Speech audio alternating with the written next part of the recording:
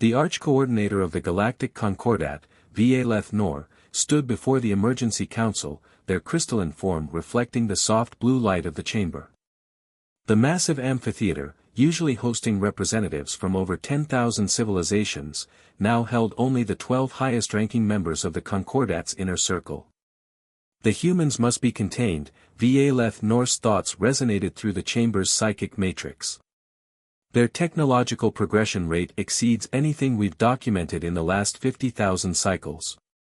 Senior Analyst ZYX, for 27, a member of the hyperlogical quantumine species, projected a holographic display of Earth's technological advancement curve. Their progression is not merely exponential, it's approaching what we previously considered mathematically impossible. They went from primitive combustion engines to rudimentary spaceflight in less than a century. The council members shifted uncomfortably in their environmental chambers. Each species required different atmospheric conditions, but their concern manifested uniformly across all environmental requirements. The solution seems obvious, Subdirector Clara of the Mechanoswarm contributed, her robotic avatar flickering. We implement Protocol 37 Beta. Leak incomplete warp drive schematics through their primitive information networks. The complexity of the calculations required for stable warp field generation should occupy their scientists for at least 3 decades, giving us time to prepare containment measures. Va Leth Nor's crystalline structure pulsed with approval. The plan was elegant in its simplicity. No civilization had ever decoded warp technology in less than 15 years after receiving partial schematics. Most took considerably longer. The council voted unanimously to proceed. Within hours, carefully crafted alien technology documents began appearing on human networks. The Concordat's best psychologists and social engineers had designed them to appear as leaked classified documents, playing into human conspiracy theories about government cover-ups of alien technology. The first sign that something was wrong came 36 hours later. Impossible, ZYX for 27 declared, their quantum processors struggling to process the incoming data. The humans are collaborating. Not just individual scientists or institutions. Every major research facility on their planet is sharing data in real time. Va Leth Nor rushed to the monitoring chamber. The displays showed an unprecedented level of global scientific cooperation.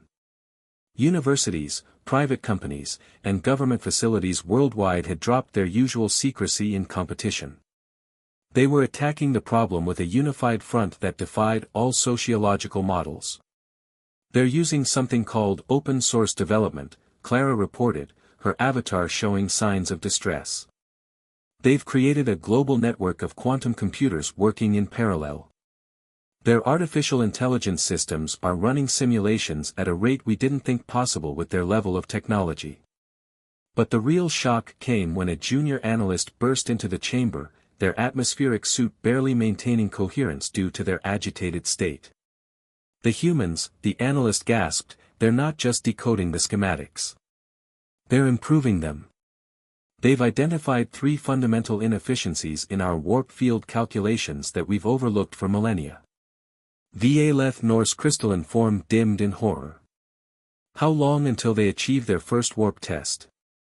The answer came from an unexpected source. Every display in the chamber suddenly activated, showing the same image, a human female with gray-streaked black hair and keen eyes, wearing what appeared to be a simple laboratory uniform. "Greetings, members of the Galactic Concordat," she said, speaking perfect Standard Galactic, a language they hadn't included in the leaked documents. "I'm Dr. Sarah Chen, leading the United Earth Warp Development Project. We appreciate the gift of your warp drive schematics, though we must point out they were rather inefficiently encoded. We've taken the liberty of correcting several mathematical oversights in the base calculations." She smiled, and every council member felt a chill despite their environmental controls. "We're scheduled to conduct our first warp test in approximately 48 hours. We would be honored if you would send official representatives to witness the event. After all, it seems only fair to include you in this historic moment, since you went to such trouble to provide us with the initial push." The transmission ended, leaving the council chamber in complete silence. Va Leth Nor's crystalline form vibrated with a frequency that in their species indicated extreme anxiety. How, they finally managed to project. How did they decode our language? We didn't include any linguistic data in the leak. ZYX 427's quantum processors whirred as they analyzed the situation. They didn't need it. They apparently detected our observation platforms in orbit years ago and have been quietly monitoring our communications. They've known about us all along. The Council realized, far too late, that their carefully orchestrated plan had backfired spectacularly. They hadn't been guiding humanity's development, they had merely given them the final piece of a puzzle they were already solving on their own. And now, the galaxy would never be the same. They're stress-testing quantum fields we didn't even know could interact. Director Senna Vrax of the Concordat's Technology Assessment Division manipulated the holographic display with her 4 upper appendages, while her lower ones drummed nervously on the control panel. The display showed real-time data from Earth, where humanity's first warp drive prototype was taking shape at an impossible pace. Look at this, she gestured to a particularly complex energy signature. They're not just following our design principles, they're completely reimagining the fundamentals of spacetime manipulation.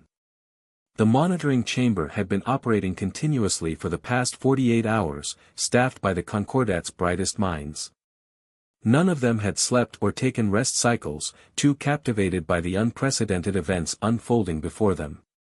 Dr. Chen's team had not only decoded the leaked warp technology but had begun implementing improvements that the Concordat scientists were still struggling to understand. The humans had somehow figured out how to use their planet's magnetic field as a stabilizing element for the warp bubble, reducing energy requirements by 40%. New development, announced K-11, a cybernetic intelligence specialist. They're incorporating something they call quantum entanglement bootstrapping into the drive design. It appears to, by the first stars, they're using synchronized particle pairs to anchor the warp field. Va Leth Nor's crystalline form pulsed with increasing frequency. Explain in terms the Council can understand. Professor Lyx Tau, a theoretical physicist from the gas giant worlds of the Helios cluster, floated forward in their containment sphere. Imagine trying to lift a heavy object. Traditional warp drives are like trying to lift it directly, requiring enormous energy. The humans have essentially created a cosmic pulley system, using quantum-entangled particles as anchor points in spacetime. It's elegant. Beautiful, even.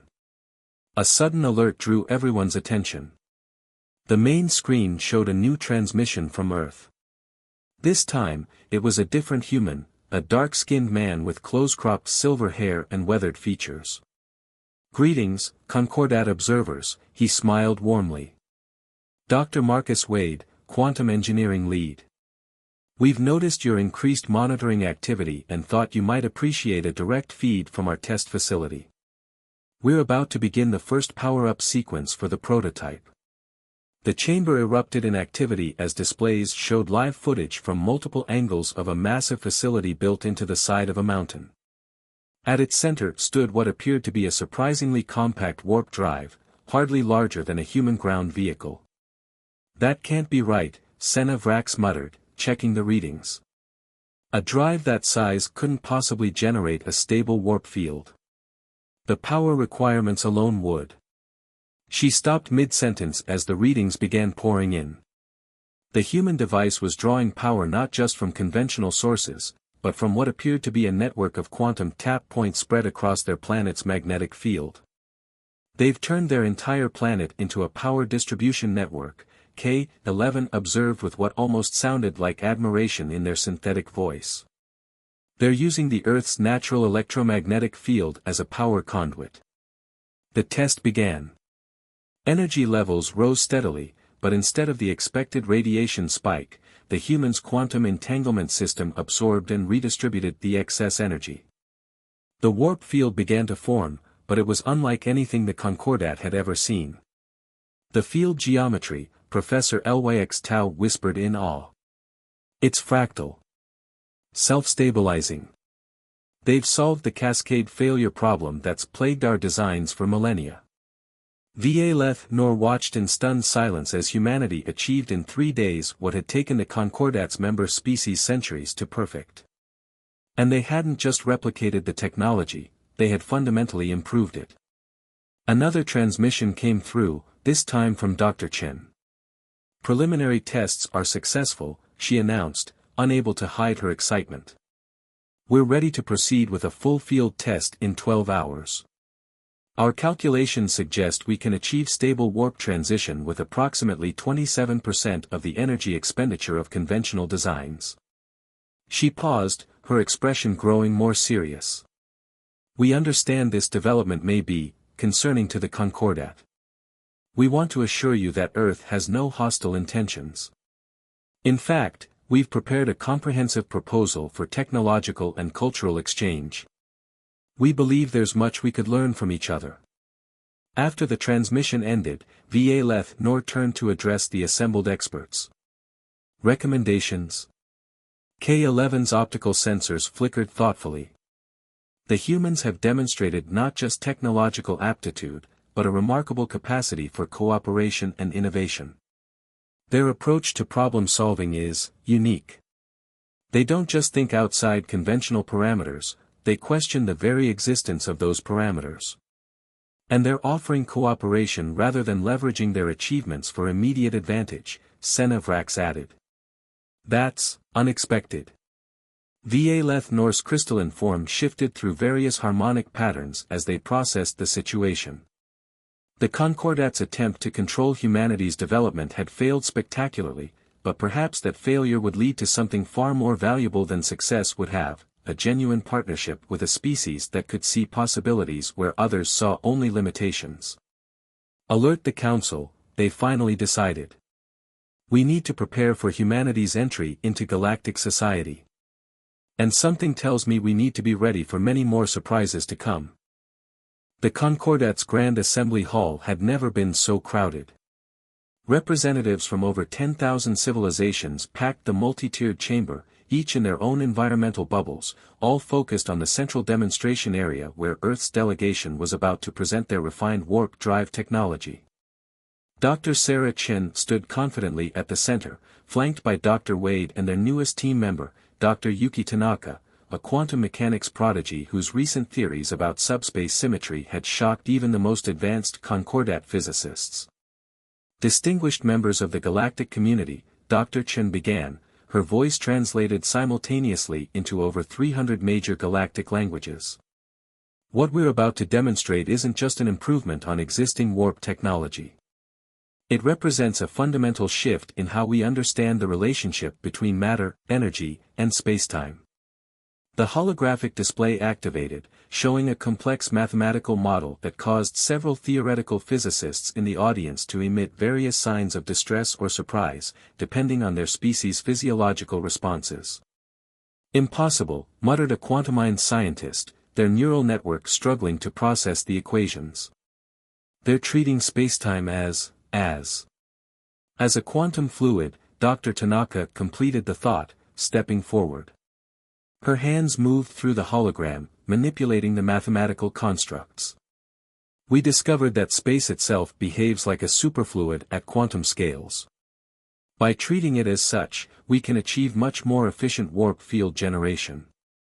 The demonstration proceeded, but it was interrupted by an urgent communication from Earth's solar system.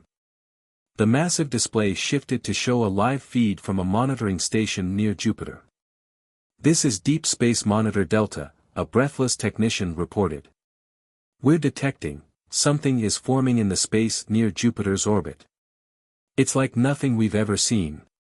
The assembly erupted in chaos as the feed showed a massive distortion in space, a swirling vortex of impossible colors that shouldn't exist in normal spacetime. Va Nor's crystalline form vibrated with alarm frequencies. By the first stars, they projected. It's a natural warp storm. The likes of which haven't been seen in this galaxy for millions of years. Your solar system is about to be torn apart. But Dr. Chen and her team remained surprisingly calm.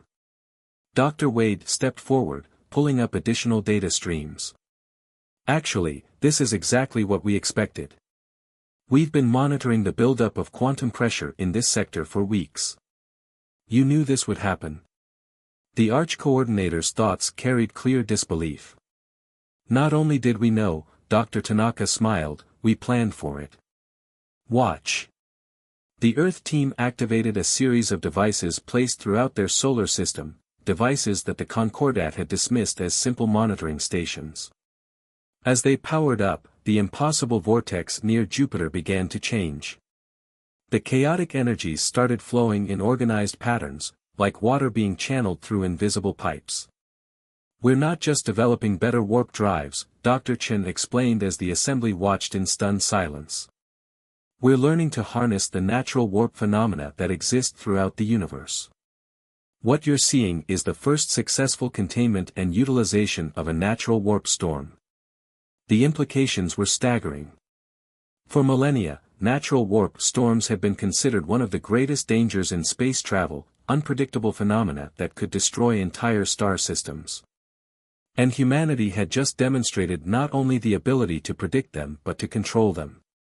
The universe, Dr. Wade addressed the still-shocked assembly, isn't just a set of physical laws to be followed. It's a system to be understood and worked with. We found that many of what you call impossible phenomena are actually quite natural, if you know how to look at them correctly. A mechanoswarm representative's avatar flickered with agitation. But this violates dozens of established physical laws. No, Dr. Tanaka corrected gently. It only violates our previous understanding of those laws. The universe itself hasn't changed, our perspective has. As if to emphasize her point, the contained warp storm near Jupiter pulsed with ordered energy, now forming a stable pattern that the Earth team's instruments were clearly drawing power from. They had turned one of the most destructive forces known to spacefaring civilizations into a power source. Valeth Norse crystalline form shifted through various harmonic patterns before finally settling on one that indicated deep contemplation. They turned to address the assembly. It seems, they projected, their thoughts carrying a mix of concern and admiration, that we must reconsider not just our understanding of warp technology, but our understanding of reality itself. The humans haven't just mastered our technology, they've begun to reveal aspects of the universe we never knew existed. The assembly chamber filled with the equivalent of murmurs from thousands of different species, each trying to process the implications of what they'd witnessed. Humanity hadn't just caught up to galactic civilization, they had already started to surge past it, heading into territory that even the oldest species had never dared to explore. The Concordat's diplomatic enclave, a massive space station designed to accommodate representatives from every known spacefaring civilization, buzzed with unprecedented activity. In the station's central chamber, designed to adapt its environment to any species' needs instantly, the most crucial diplomatic summit in galactic history was about to begin. Ambassador Elena Rodriguez, Earth's newly appointed representative to the Concordat, stood before the assembled delegation. Unlike the other representatives who relied on environmental suits or chambers, she walked freely through the adaptable atmosphere, a subtle demonstration of humanity's remarkable adaptability. Distinguished colleagues, she began, her voice calm but carrying an undeniable weight. We understand your concerns about Earth's rapid advancement. But perhaps we should discuss what troubles you more, our progress, or the fact that we chose to reveal only a fraction of our capabilities. The chamber erupted in a cacophony of translated protests and exclamations. Valeth Norse crystalline form pulsed rapidly, a sign of extreme agitation. Explain, they demanded, their thought projection sharp with concern. Ambassador Rodriguez gestured, and a holographic display materialized, showing a map of human space. What had been a single solar system just months ago now showed evidence of human activity spreading across dozens of light years. We didn't just decode your warp technology, she explained. We used it as a starting point to understand the fundamental nature of spatial manipulation. The warp drive you leaked to us was like giving a quantum physicist a stone wheel, interesting from a historical perspective, but ultimately just a hint at the underlying principles. Dr. Chen, now Earth's chief scientific advisor, stepped forward. We've established research outposts in 17 different star systems. Each is studying a different aspect of what we call deep space physics, phenomena that exist beyond conventional understanding of spacetime. The display shifted to show something that caused several quantum-mind representatives to temporarily shut down from computational overload, a network of interconnected warp points, creating stable passages through space that defied known physical laws. "This is impossible," declared High Commander ZYX-889 of the Quantumind Collective. "Such a network would require energy levels beyond what any civilization could generate." "Unless," Dr. Wade interjected, joining his colleagues, "you understand that space itself is an energy source. The universe isn't just a container for energy, it is energy. We've merely learned to tap into it efficiently." Ambassador Rodriguez continued, her expression serious. "We're not here to threaten or dominate. We're here because we believe in the potential of cooperation. Yes, we could have continued our development in secret. Yes, we could have waited until we were even further ahead. Instead, we choose to share our discoveries." She paused, letting her words sink in. "But make no mistake, we will not be contained, controlled, or limited. Any attempt to restrict human development will be met with significant resistance." Va Leth Nor floated forward, their crystalline structure emanating patterns that indicated deep thought. "You speak of cooperation, yet your words carry a clear warning. How do you propose we proceed?" "With mutual respect," Rodriguez answered immediately. "We offer full access to our research and discoveries, in exchange for genuine partnership. No more attempts at manipulation, no more hidden agendas. We want to be part of the galactic community, but as equals, not as subjects to be managed." The chamber fell silent as the implications became clear. Humanity wasn't asking for admission to the galactic community, they were offering the community a chance to join them in pushing the boundaries of what was possible. "There is one other thing," Dr. Chen added, her expression both excited and cautious. "We've detected something at the edges of known space. Something that suggests our universe is far stranger and more wonderful than any of us imagined. We believe it's time for all of us to prepare for what comes next." The holographic display shifted one final time, showing readings that made even the most seasoned space explorers pause. At the edge of charted space, something was changing. Reality itself seemed to be shifting, presenting possibilities and challenges that no single civilization could face alone. Va Leth Nor's form pulsed with decision frequencies. "It seems we have no choice but to adapt. The question is no longer whether to accept humans as equals, but whether we can keep up with them."